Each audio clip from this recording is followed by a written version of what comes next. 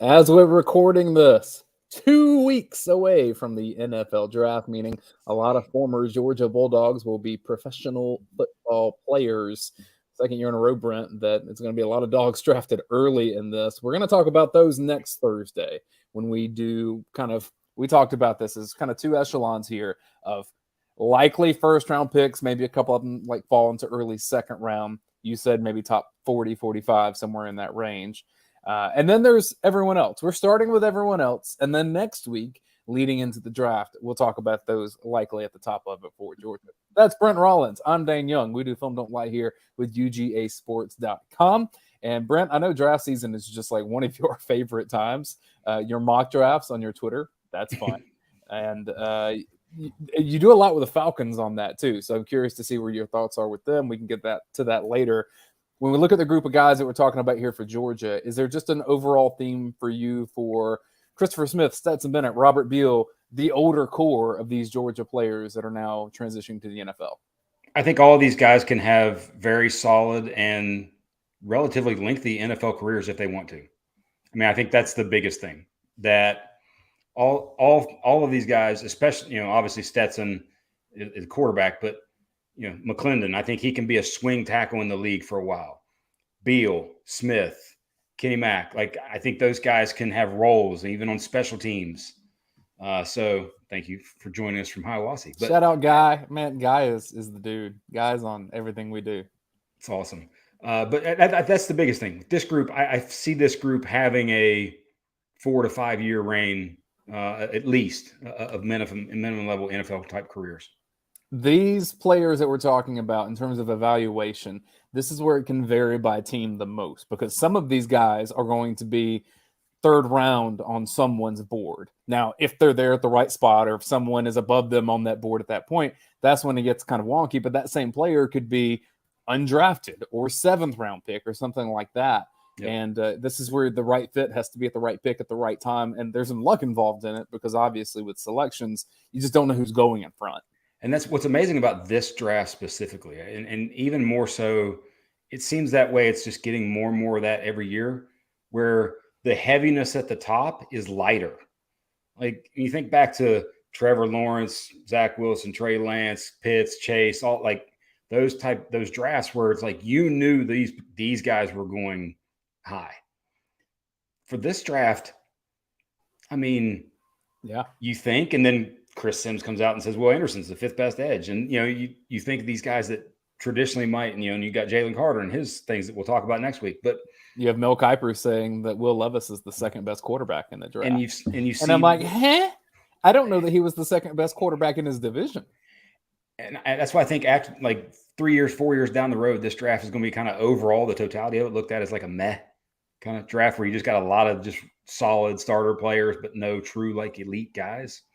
So it could be someone has Darnell as the 15th best player or Keely Ringo as a true first round prospect. And another team has him as the 60th overall player. So the variations on draft boards, I think this year, more than any, is going to be great, like very large.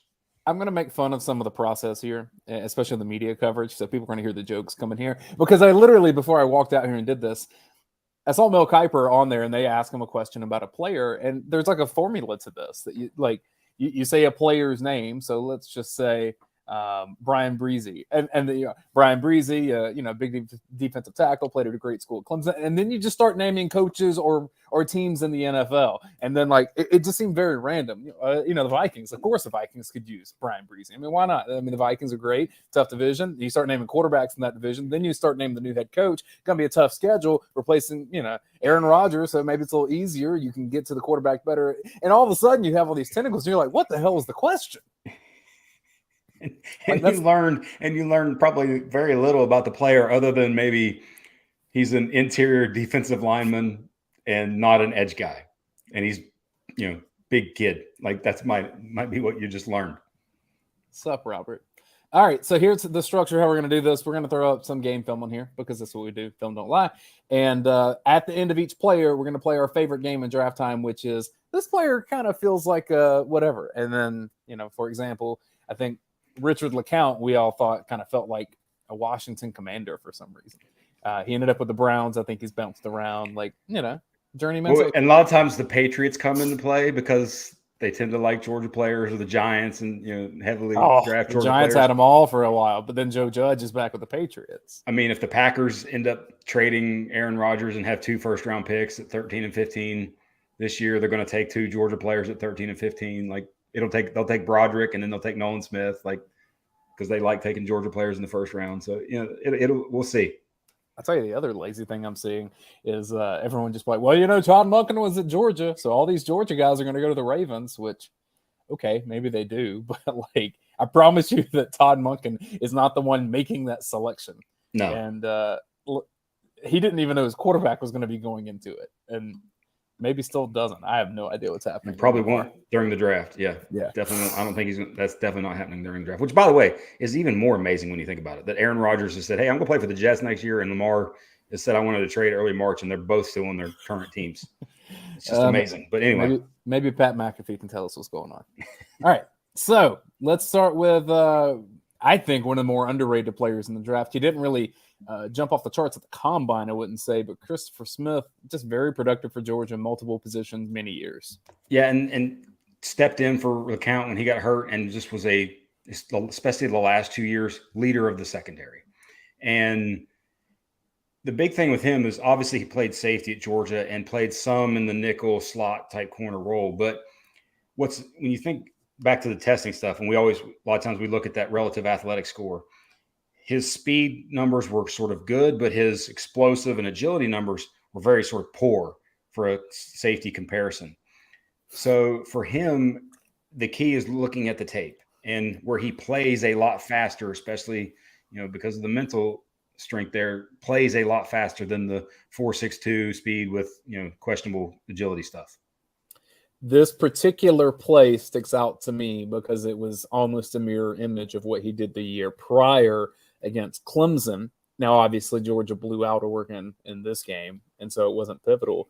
But Georgia does not beat Clemson the previous year without the play from Christopher Smith. And we're going to see one here in a couple plays that are very similar to this same kind of deal, where it's just instincts and quickness being mentally ahead of the actual play versus just raw athletic ability and speed. He's one of those guys that I think you probably take him because even if he doesn't find a spot in your secondary immediately, he's got some special teams value, I think. Yes, very much so. Good tackler, good pursuit. He's going to be a gunner. He's going to be a gunner or vice on punt return and punt. He could be one of those Bulldogs that you wake up in 7 years and you're like, oh, look, Christopher, like he's still in the NFL. Good for him. Yep, like Jason Stanley. Yeah. This is one same sort of thing where all of a sudden the guy wasn't in the screen and then he's there.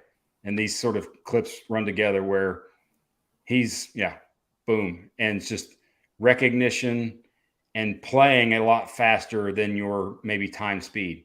Now, I will say some of when you look at his shuttle, his 3-cone, some of the explosive type numbers, and you see why his missed tackle percentage was one of the higher ones on the team each of the past 3 years.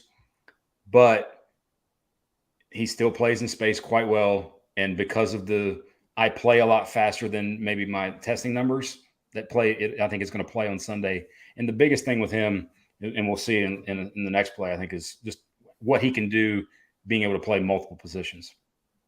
Let's go to it. SEC Championship. This is just a fun play to watch. Pick, tip by Bullard, a little bit of return. This was one of those in real time that I had to be like, all right, what exactly happened here? Like, it's so quick, and you had to follow where the ball went. I was glad he wasn't injured. Yeah, and he's making this play, though, with brains and anticipation. Much like a quarterback anticipates, he reads the route and breaks on it decisively. And, that's kind of in a slot type role. He's obviously a safety dropping down as Bullard comes on the blitz. But I think that's his biggest value.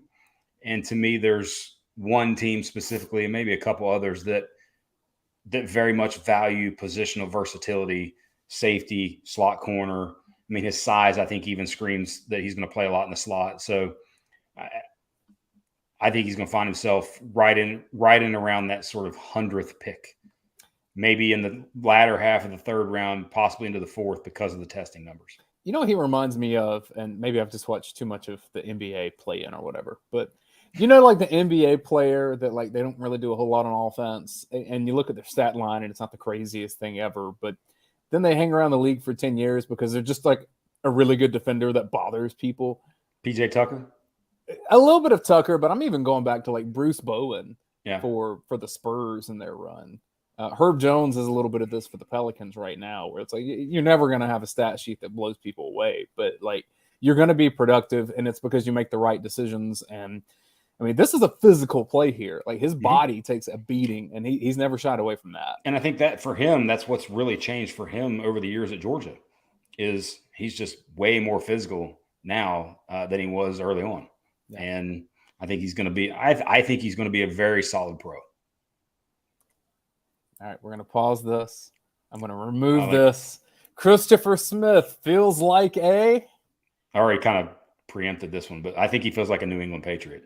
Like this very much feels like somebody the Patriots take in the early fourth, maybe even later fourth round. I had the same division, but a different team. I had Miami Dolphins.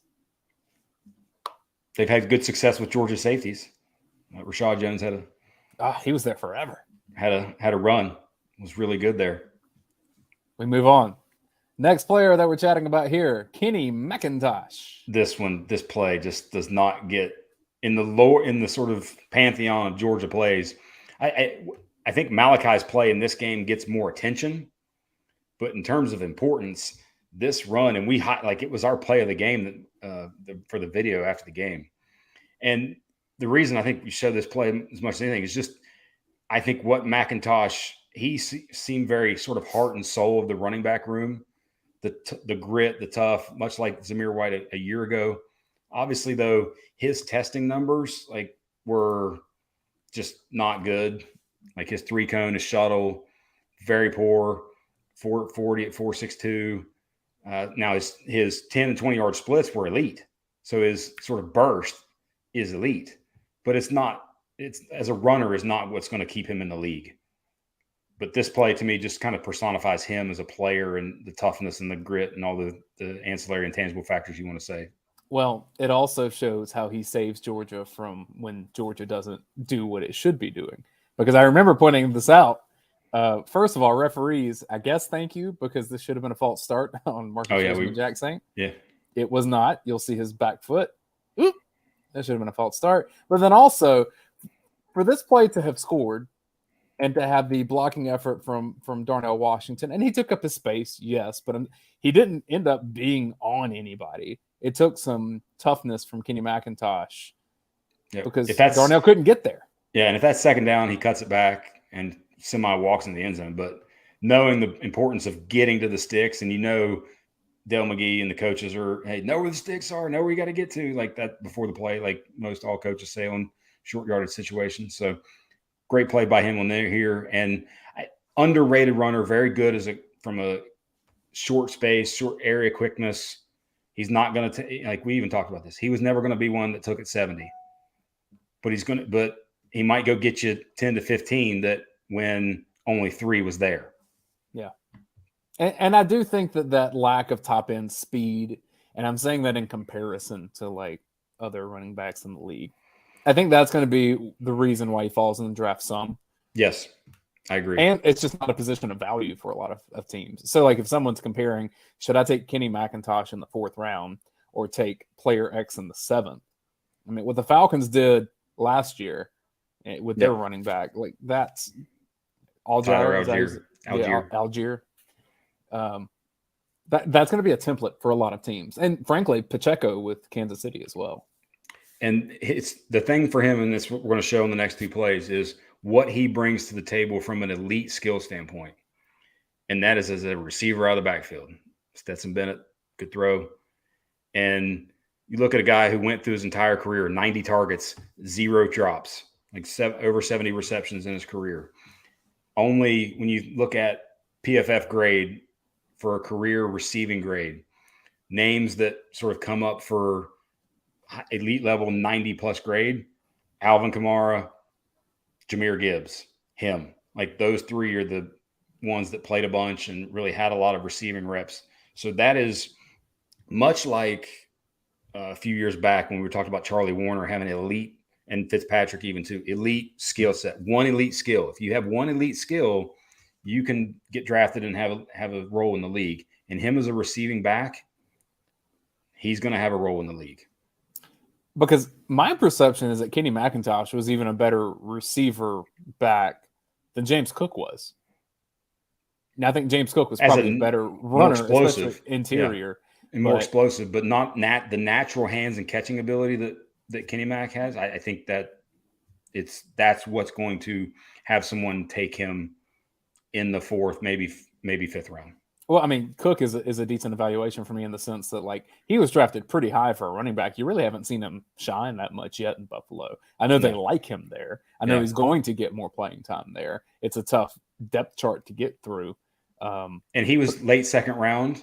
And if Kenny Mack runs the 4.45 that Cook ran, he's a late second round pick. But he ran 4.62. So which is, it's not like Elijah Holyfield bad. Exactly. It's not exclusion. It's not exclusion. It's okay. Just check. We know what he is. Not going to be a home run threat. And this is just to me, the combine clip that they showed, yards after the catch, led FBS running backs, and just natural receiving ability. Like, he just easily, like, in stride, just puts his hands low and catches that. That's something that receivers struggle with oftentimes. I had a coach tell me one time that when you watch someone run, if it looks very casual, but they're still going quickly, that's a good sign of someone that's just in control of their body. Like, if you look at his upper body here, the shoulders aren't flailing around. He looks very calm in his facial expression. This is someone very comfortable in what he's doing here. And that's not always the case with players. Like, a lot of times you see them having to effort to do it, and he doesn't. He's just a very fluid athlete. Yep, I agree. And that's because you've done more coaching than me. Kenny McIntosh feels like you go first this time. Dallas Cowboy.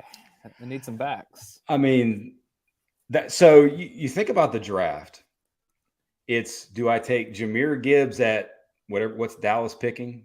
26th or something like that? Because Jahmyr is like late first round. He'll go behind Bijan. But if someone takes Bijan early, then maybe someone says, oh, we got to go get Jahmyr. Right. But would you rather do that, or would you rather take Kenny Mack in the fourth or the fifth?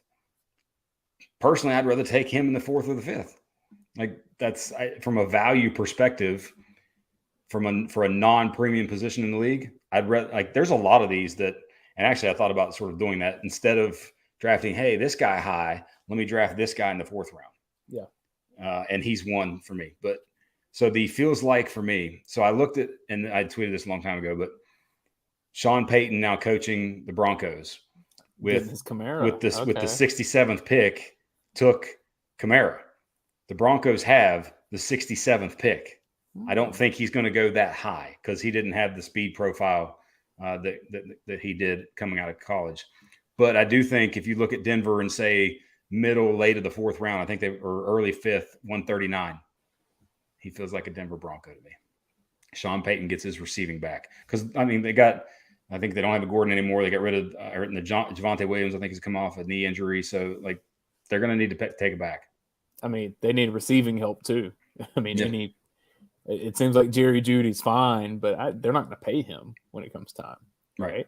So that's what Kenny Mack feels like. Denver Bronco. I like it. Hey, Georgia backs going to Denver. That kind of has worked out well for them. TD. No Sean. Alandis Gary had a great few year stretch there. Rattling them off. Former Marshall Thundering Herd back / Georgia running back. Robert Beal has been at Georgia for, I don't know, a couple presidencies at this point. At least. He's gone now. He'll be in the NFL. He was one of the players, though, that I thought probably made the most of his combine. Like, you look at those numbers, and I think a lot of Georgia fans were surprised because you didn't always see that productivity at Georgia. So let's pause this one where he is at the snap right there. So he's the edge guy when you're sort of right looking at the screen, but defense is left. Like, this play, when we think about this play, so what happens 2 plays prior was Malachi's tackle. And then Missouri jumped off sides. And then this play happened. And he, like, not only does he make the play, he takes on two guys. So it's, hey, first guy hits me off, second guy tries to get me, no, and then makes the play. Like, that's elite level sort of edge defender in the run game. Boom, get rid of that guy, get off the lineman, tackle. That's textbook stuff, and making a great play. And it's one where it's one of the things with Robert Beal that, you know, he in the box score part of it led the team in sacks in 21, but a lot of that was clean up late in the game. Like, it wasn't like he was a true force in a way. And he didn't really, to me, over the course of his career, make a lot of highlight plays. He was just really solid. But this is, to me, a true highlight play. Here he is in the SEC championship. Now, the result of this play is not good. It's like, let's strip away. This is what you think about scouts. So let's pause and highlight him. What the biggest thing, you think about, you said it, the testing numbers in the combine. His 3-cone was 7.26, solid. Shuttle time 4.42, also solid. But then went 4.48 in the 40. So a lot of, and his 20-yard and 10-yard split there. But with that, you want to see, hey, can the guy bend? And what's amazing about this is, think about how little Georgia got reps where their edge guys could literally just go do what they wanted to, go beat the guy. And the bend that he has, the hit and then the dip on that's an elite level pass rusher move. The hit and then watch him bend low right there, dip, get low, plant the foot, put the foot in the ground, get straight at the QB. Like, the QB makes just a great sort of instinctual play that you didn't think he was going to make, and he didn't necessarily finish it. But the move itself, like, if I'm a NFL evaluator, I'm looking at that and maybe, okay, I see it. If I'm a college evaluator, I don't understand why LSU is not going with this as their quarterback next season. But, that's for another show. Yeah. Robert Beal, like, I know what fans are going to say is like, well, if you get right there, you got to pull him down. And it's like, I hear you, but like, that stuff happens. That stuff. I mean, hey, Anthony Richardson made Jalen Carter, did that to Jalen Carter one time, but they're it was quick on pressure. Scholarship too. Yes. 48, by the way, in his career, or last 2 years, 48 quarterback pressures, 9 sacks, on 431 pass rush snaps. So not like highly effective, but I don't think Georgia's pressures to snap numbers are ever going to be great.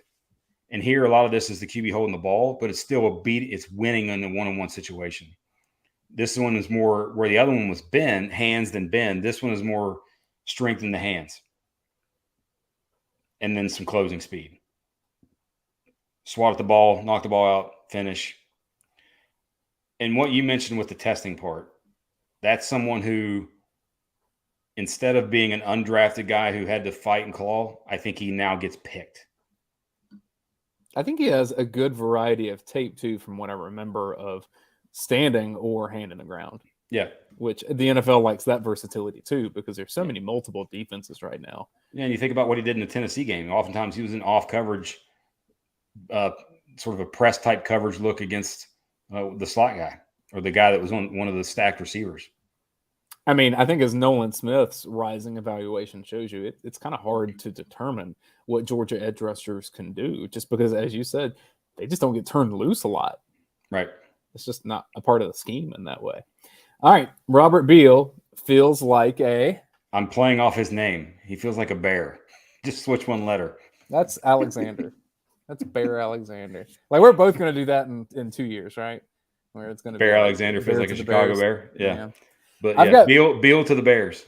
I've got Beal. I think he does get picked, though. I think he now does get picked. Probably at the earliest in the late 6th round, but maybe in the 7th, likely in the 7th. I have him as a Carolina Panther for one contract, and then, trying to snatch onto a second contract, and probably health will determine if he can. But hey, if you're going to run 4.48 and at that size, you can play on special teams. You play a lot of things. Yes. Look, my level of athleticism, I probably shouldn't be any critical. It's funny watching Mel Kiper be like, they didn't run fast enough. All right, cool, Mel. Thanks, man. How fast did you ever run, buddy? People probably want to know about this guy, though. Oh, yeah. Just a two-time national champion, Heisman finalist quarterback. Do I have to circle him, or does everyone just know? I mean, I would hope everyone just knows. SB4. His name is Stetson Bennett IV. And this was, I think, the longest throw he had all season. There may have been one other in his career that was a little longer from a just yardage distance standpoint. But this is one where he showed at the combine the velocity numbers, which I kind of don't really dig that because of how they do it. But it's still there. It's still – the velocity is really good. Deep ball, threw the ball, deep ball well at the combine. I think he's played himself into a sort of a third-round type pick, but I don't know that he actually goes that high as much as I wanted it to happen. On that show that I saw walking out here, Todd McShay had him as like a 7th round, like 10th quarterback taken kind of guy. And I think JT O'Sullivan with the QB school was the only one that I've seen put Stetson in a single-digit category in terms of rank. And even if you look at the consensus board, which kind of takes together a bunch of different big boards that are out within the media, he's 213, which is a 6th-round pick on the consensus board. But like he's just shown too much and consistently improved. I know you like this one. Zip, and then there's one even later in the game where it's just an absolute laser to Bowers of anticipation, throwing it to a window. Oh, did I pull the wrong Bowers zip? No, there's two. They're kind of equal. There's one that's probably just even a tick better, but they're both really good. I think this is the one early in the game. Yeah, this is the one early. In our notes, you text me, "Hey, make sure you have the zip to Bowers," and this is the one that came to my brain. So. It's a good one. And what's the interesting thing about him is, and the comparison to maybe like a Russell Wilson. I've seen the comp to like Case Keenum, things like that. And we saw this watching him over the years. He is nowhere near afraid of the middle of the field. Oftentimes you see QBs that aren't of the 6'3" plus stature stay away from true middle of the field type stuff. And he almost thrived more so in that area than in really any other area. He kind of stayed away from the sideline as much as anything. But that to me, with the way the game has evolved, like that was Brock Purdy's strength. And it gets magnified in San Francisco type offense. Now I will say, in terms of who he feels like, I thought. But before you get there, well, I was going to say there's one thing I thought for the longest time was the Dolphins, but they signed Mike White to be their backup guy. But this element, like those guys just couldn't catch him. I put this on my Twitter feed a lot with "Bubbly" by Colby Calais as you should, and I may just still do it from time to time. Why not? I mean, you better have it queued up for when the draft rolls around. But all right, so let's look at his relative athletic score. 8.19, which was really daggone good. Speed grade elite, 4.67 40. His 20-yard and 10-yard split were really good. Always appreciate Darius joining us. Man, I'm excited. The shuttle was great. When it's Darius's turn to go in those measurables. Whoop! That size and that speed. Sorry, I'm pandering to the crowd. As you should. But do you remember that or know that Stetson and Keely Ringo had the same vertical? I forgot it. I remember you told me that. It struck me funny just now. So, he is and he coasted on the 40 at the. I mean, I think that number could have been low 4.6s if he wanted to. He coasted at the end of that. He could have run that in sunglasses and South Georgia boots. I bet in a game type situation with the adrenaline pumping, he's upper 4.5s, but he's a legit athlete and experience. Don't give me the age garbage. Like I will say, like I hate you hear all the Hendon Hooker hype recently. I'd take Stetson any day of the week and twice on Sunday over Hooker. I'm sorry. I just would, because while with Hooker, or you're saying, hey, big, strong guy in the pocket, arm strength, good straight line speed. You have no clue of him from what he looks like in an NFL offense. You 100% know what Stetson Bennett looks like in an NFL offense. I think the majority of the Hooker hype is coming from his lack of interceptions, to which I'd say Look at recent Stetson Bennett. There ain't many picks there. So let me throw some Bennett numbers out before we do this. So clean pocket grade, last 2 years, you combine the last 2 years, clean pocket grade of these draft eligible guys. He's third behind Bryce and CJ Stroud. Big time throw percentage. So percentage of throws that, the highest graded throws. He's first ahead of CJ Stroud and Bryce Young. Pressure to sack percentage of all these guys. Only Anthony Richardson was better. So when you're pressured, do you actually get sacked? So his ability to avoid sacks, that's a translatable stat to the league and a very sort of predictable measure that goes from college to the league. Here's the other stat that's been tossed around, which is 2 years of Georgia not giving up a sack or whatever. And look, the left tackles get a lot of credit for that. They do. They were good. Broderick Jones was good. Jamari Sawyer was good. Stetson Bennett made that happen, y'all. There was pressure there, and he got around it. Sacks are a quarterback stat. Yeah. Sacks are almost to me 100% a quarterback stat oftentimes, unless it's just instantaneous. I will call you out for saying stats are 100% a quarterback stat oftentimes. That's a bad job. That's a very bad job by me. Let's do better. And we can do better by saying Stetson Bennett feels like Your turn. I think he can keep the G and change the color. Stetson feels like a Green Bay Packer to me, and they need someone to back up Jordan Love and then take his spot one day. I mean, I like that. I think especially the G comparison, I like that. And it feels like a pick for them that they would do kind of like, Matt Flynn. Didn't they take Hasselbeck? Didn't they have Hasselbeck or some other guys that they take in the late rounds that end up starting a game and playing really well for them? But to me, if I was going to look at it, where would a champion go? Kansas City. A champion would go to a fellow champion. That was my backup choice. At number 134. Now, a long time ago, I thought he'd be picked 85 or something like that to the Dolphins, but they signed another backup, so I'm not going to do with that one. But at 134, back half of the fourth round, Stetson goes to the Chiefs. I mean, they did just lose their backup quarterback to retirement. So definitely possible. I had wondered, because, when Stetson came back to Georgia, Kirby Smart eats up at South Georgia, won't say no, get the most out of your body, work harder than everybody, that whole mentality or whatever.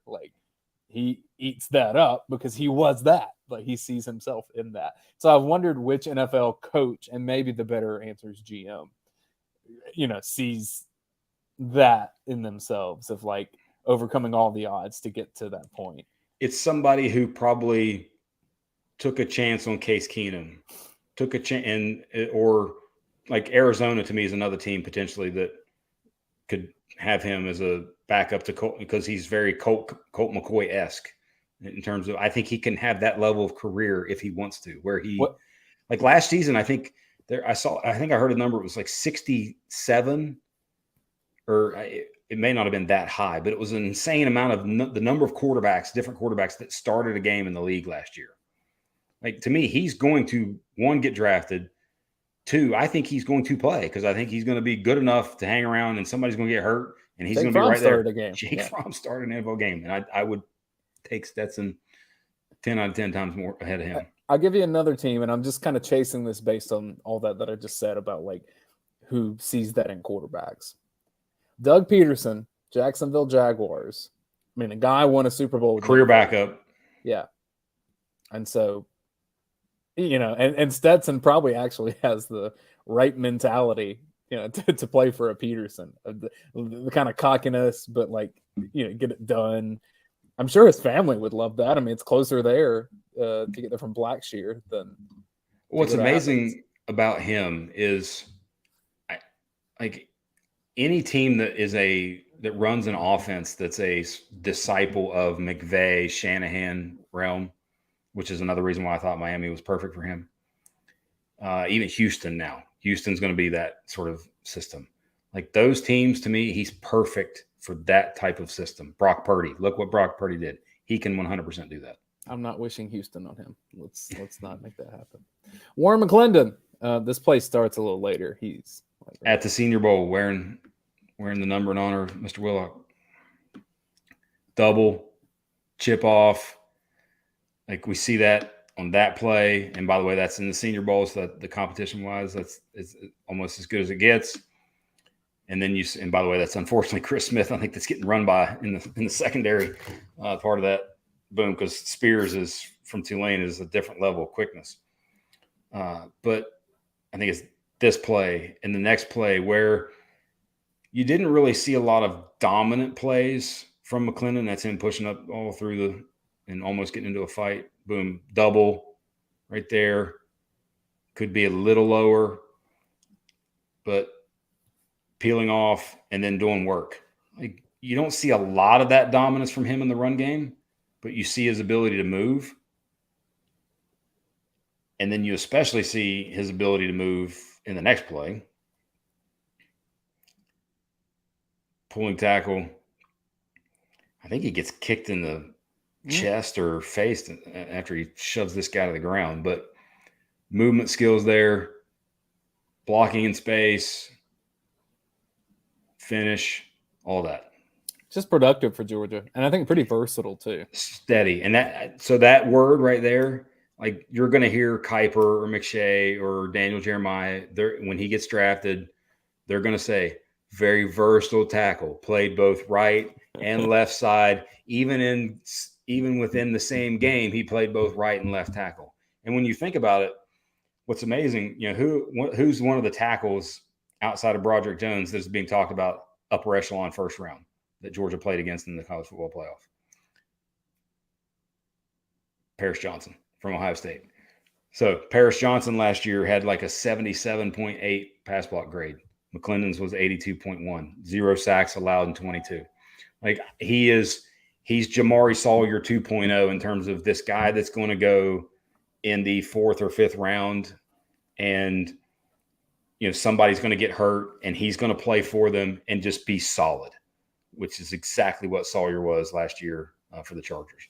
So, my Mel Kiper impression on this, and I don't do a great impression, but just like the tangents that you get on, it would be something. Your hair's not as nice as his either. Well, I'm sorry about that, and it probably won't be. It would be something along the lines of, Warren McClendon, guy that played multiple positions at Georgia, very productive, multiple-year starter, national championship team, guy that helped, the offense move along. You look at a guy like Todd Monken that knows him very well, up with the Baltimore Ravens. Lamar Jackson, don't know the situation there. Who might be their quarterback? Could they draft someone in this draft? All of a sudden, then you're like, are we still talking about McClendon?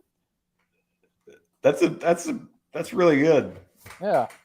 And I don't really know how they end up doing it. And they go really fast. The other way to do it would be something along the lines of Warren McClendon, multi-year starter at Georgia, could play right or left tackle. Think about the teams in the league that may need right or left tackles, probably right tackle in his case. You look at a team like the Tennessee Titans, Mike Vrabel, what they have going on there. Derrick Henry, is he going to come back to the team? Ryan Tannehill, is he their starter? All of a sudden, you're like, what are we even talking about anymore? It's really good. Yeah. You just keep talking. You're down. You've got that down. You just keep talking, and eventually there's a silence, and the host is just like stunned, and they're like, okay, now on to who? What about this person? Now on to Miles Murphy. Let's go again. You just do the cycle. You also probably got to give height, weight, and maybe one combine type number, or tested well, tested solid at the combine if that actually happened, which he didn't. But that sort of thing, and then maybe one just sort of adjective. Well, it used to be motor. Everyone had the motor. And I think now that became they got made fun of for that. Yeah. So we'll have to see what that is for this year. Productive is one that gets used a ton. A very productive player. Yeah. Because usually what that means is talent, athletic skills are a little lower, but he's very productive. Yeah. It's kind of a backhanded shot. Okay. Versus say Richardson, athletic freak, one of the tested better than any quarterback at the combine, all that stuff. Just wasn't productive. Warren McClendon feels like for me, I said a Raider. I like that. I like that one. I'm going to go the team that messed up last year and took the wrong Georgia offensive lineman in terms of quality. I think Atlanta? They fixed that this year. And with the 113th pick in the fourth round, their second fourth-round pick, not the first fourth-round pick, they take their swing sort of backup tackle, Mr. Warren McClendon. And then a McGarry gets injured or something like that, and he goes and just plays solid. I hope Falcons fans who do the thing of like Falcons never draft Georgia players, I hope you realize there's like a 0% chance that the Atlanta takes Stetson Bennett. Like they're not going that road. No. Mm-mm. Now the Saints might, which is kind of funny. The Saints could do anything at this point. I mean, they have to stop paying people. That's what has to happen. But although they brought in Carr, they brought back Jameis, so maybe they don't need another quarterback. Although the one game that I watched at the Superdome, Ian Book was the starter, and I would say they definitely need a quarterback. Taysom Hill still there too? Yeah, he's around, still getting paid a lot of money. Still can beat the Falcons. That we should mention, and we didn't pull clips of him because, frankly, this is not a shot at him. It's just based on what I've seen. I don't think Kearis Jackson will be drafted. If he is, some team just fell in love with something about him character-wise. I just don't think athletically he put enough out there in combines. And he was, health stuff as well. I just don't see Kearis Jackson being drafted. He'll have a chance with the team, obviously. He'll be on someone's camp. He'll be an invite. He makes it great for him. Mm-hmm. I don't see him being drafted. That's why we didn't include him. Not a shot, just kind of the facts as I see. And he's somebody who, because of the special teams work, he could be a gunner or a vice on the punt team. But I don't think he's a returner. I know he did that a little bit at Georgia, but I don't think – look, I think McConkey was better at it. Yeah, and play in the slot and maybe goes in more of an NFL just in a one-on-one type situation, wins in the slot more so. But, yeah, I agree. I don't think he's going to get drafted. He'll get his chance. I do think, should he want to one day, Kearis Jackson would be a heck of a coach. Like, I could totally see him leading a high school level just because, like, he worked hard and he knows, man, you don't come out of Fort Valley and not know what to do. He always had that part. I just think he has some limitations. I mean, very much like Terry Godwin is playing in the Canadian Football League now. Right. And I actually think he was probably graded as a better athlete than Kearis. Yeah. But you think about the totality of what we're looking at here. We just went through 5 guys. We know 5 definitively are getting drafted and drafted quite high. If Beal sneaks in there and you get to double digits, in consecutive years, that's a whole other level. And the train's going to keep on coming because Brock Bowers is a first-round pick next year. So is Mims. Mims is first-round pick next year. He might be a top 5 pick. That body, you can't. I could see that being top. I could see them having 2 top 10 picks next year. As long as they do well at combines and stay healthy, that's what matters. So much of this really is about health. I hope people see that it's almost. I heard a baseball GM say this one time that you draft like 10 pitchers with the understanding that only 3 are going to make it to the major leagues based on talent, and then 2 of those are going to get injured, and so one may work out. There's a lot of great football players that just, for whatever reason, a lot of times being injured, they don't get these opportunities here. It's going to be fun to see, though. 2 weeks from tonight. 2 weeks until the draft. You can follow Brent Rollins on Twitter at Brent Rollins PhD for his Falcons mock drafts. I do tomorrow, Friday Falcons mock. I send you some from the Saints, but I haven't done one in recent days. I know what's interesting, just a draft sort of randomness. The very first one I did the first 6 picks, and I had the 4 quarterbacks plus Jalen and Will Anderson in the first 6 picks. I think that still might end up being the case. Now, one of the corners could sneak in there, but it's going to be interesting to see. Do you think the Falcons still take a corner, even with the Okudah trade? I think they 100% could and might. I don't think that rules it out in any way. I think Okudah was just a flyer. Maybe can we get something in our system versus what he was in that system? And if he turns out to be somebody that plays, great. He was good at Ohio State. It makes you wonder just what happened. He had an Achilles.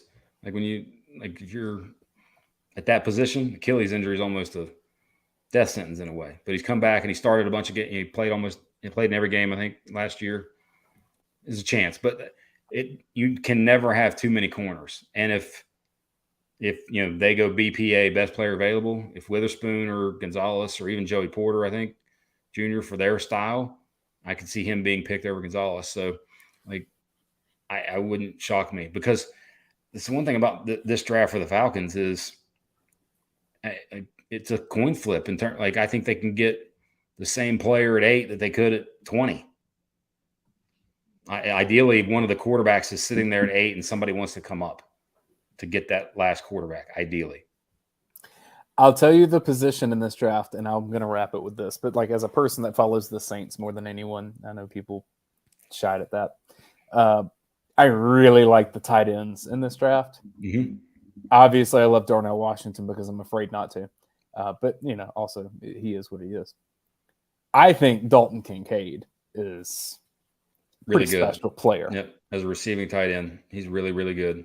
And I think for a team like the Saints that kind of need to start rebuilding, but not at the money positions because they can't afford to do that yet, something like that is – and watch him end up with the Chiefs somehow, and then we're all just like, the NFL really allowed that? I think he goes higher. But that I will say, I heard on a podcast, one of the PFF podcasts, Steve Palzolo and Sam Munson, they were doing bets, and somebody said a bet that was more tight ends go in the first round than wide receivers.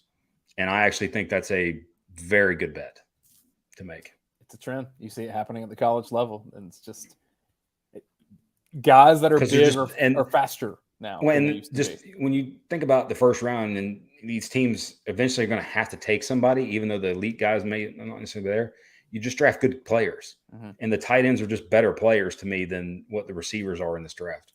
It's all about mismatches. And so what you've seen Kansas City do, Mahomes helps, yes, but they also have Kelsey. Yeah. How do you guard a Kelsey? And we asked the same question when it was Gronk and he was healthy in New England. How do you guard that polar bear out there that can catch a football? So does Darnell Washington feel like a Chief at 31? Darnell Washington feels like everything.